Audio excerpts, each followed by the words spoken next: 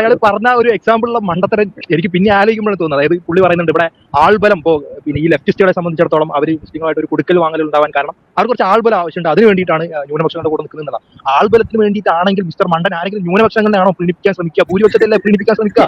അയാൾ തിയറിയിട്ട് ഏറ്റവും ബേസിക് സാധനം തന്നെ പൊട്ടത്തരാണ്. ആ പൊട്ടത്തരത്തിൽ വെച്ചിട്ടാണ് ഈ 1.5 മണിക്കൂർ ആ പാവങ്ങളുടെ സമയം പോലും വേസ്റ്റ് ആക്കുന്നത്. എന്ത് ഇതിനൊക്കെ പറയാ. പിന്നെ എനിക്ക് ജനകീയ കോടതിയുടെ പരിപാടിയിൽ പുള്ളി ഇങ്ങനെ പോയിരിക്കുന്നത്. അപ്പൊ പുള്ളി ഈ പറഞ്ഞ പോലെ ഇങ്ങനെ കുറച്ച് 2-3 വാക്കുകൾ ഇങ്ങനെ അത് ആവശ്യമുള്ളിടത്താണ് ആവശ്യമില്ലാത്തടത്താണോ ഒന്നും പുള്ളിക്കാരില്ല. പുള്ളി ഇങ്ങനെ കയ്യിൽ നിന്ന് പോയി കഴിഞ്ഞാൽ എന്തെങ്കിലും എടുത്തു. അതുപോലെ ഹാഷ്മി എന്തോ കാര്യത്തിൽ കണത്തിൽ എന്തോ എന്ന് ചോദിച്ചിട്ട് ഇങ്ങനെ ആകുമ്പോൾ പുള്ളി ഇങ്ങനെ പറയുന്നുണ്ട് അതൊക്കെ വെറും ആഗ്രഹ ചിന്ത മാത്രമാണ്. ഈ ആഗ്രഹം എന്നാണ് പുള്ളി എല്ലാ പരിപാടിയിലും പറയുന്നത്. അതവിടെ പറയേണ്ട ഒരു ആവശ്യം ഉണ്ടാവില്ല. പക്ഷെ പുള്ളി ഇങ്ങനെ മുമ്പിന്റെ കയ്യിലുള്ള സ്റ്റോക്ക് അതാണ്.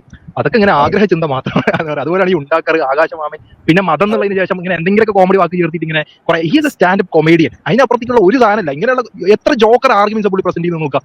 എന്നിട്ടും പുള്ളിയെ സംബന്ധിച്ചോളം ഇങ്ങനെ ഒരു കുറച്ച് കോമഡി ഒക്കെ പറഞ്ഞ് വേണമെങ്കിൽ ഒരു എന്റർടൈൻമെന്റ് ആയിട്ട് കാണാമെന്നല്ലാതെ ഇതിനൊരു അക്കാദമിക് നിലവാരമോ അല്ലെങ്കിൽ ഒരു കാര്യമായിട്ട് എടുക്കാനുള്ള ഒരു സാധനം തന്നെ ഇല്ല.